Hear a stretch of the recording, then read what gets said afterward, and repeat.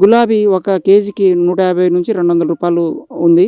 అలాగే బంతికి మనకు 50-60 రైతుకొచ్చిన బంతి ద్వారానే మనకు దాదాపుగా 4,000-5,000 గులాబీ ద్వారా 1,500-2,000.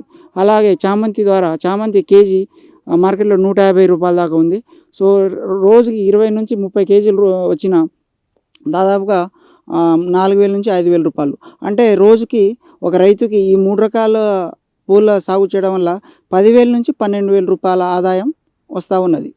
సో సంవత్సరానికి ఈ రకంగా చూసుకుంటే నెలకు 3 లక్షల దాకా ఆదాయం ఉంది.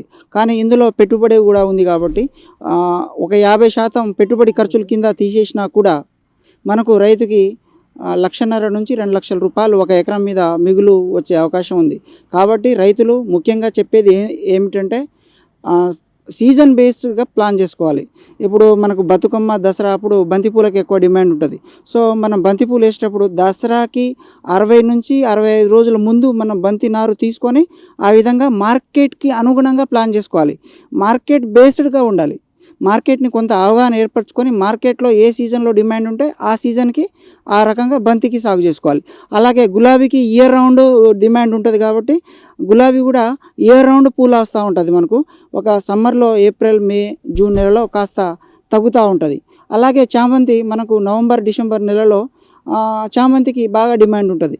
సో మార్కెట్ ఓరియంటెడ్గా మార్కెట్కి బేస్ చేసుకొని పండుగల ముందు మనకు పూలు వచ్చే విధంగా ప్లాన్ చేసుకుంటే పూల రైతులు కంపల్సరీగా ఈ పూల ద్వారా మంచి లాభాలు ఆర్జించవచ్చండి.